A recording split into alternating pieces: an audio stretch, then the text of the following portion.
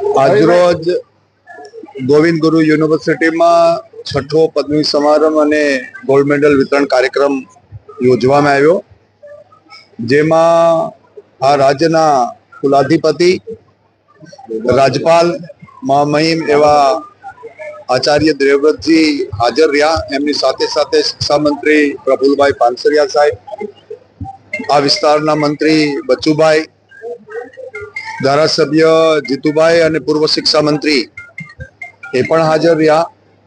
ગોધરાના ખૂબ લોકલાડીલા ધારાસભ્ય સી કે રાહુલજી સાહેબ પણ હાજર રહ્યા અને 17,816 વિદ્યાર્થીને જે ડિગ્રી માટેની ઈચ્છા વ્યક્ત કરીને આજે ડિગ્રી એનાયત થઈ.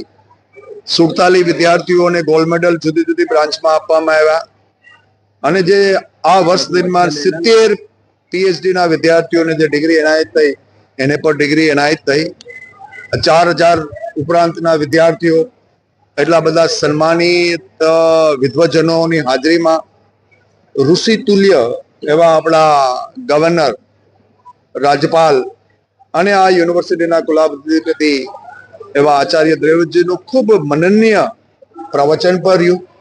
આજે ગીતા જયંતિ છે અને એ દિવસે ગીતાનો મૂળ સંદેશ જે વિસ્તારમાંથી રાજપાલ સાહેબ આવે છે એ વિસ્તારના, અને એમણે એ વિચારને આજે કર્મ કેવી રીતે કરવું એ વિદ્યાર્થીને શિક્ષાનો બોધ પણ આ દીક્ષાંત એ પ્રવચનને આપ્યો છે.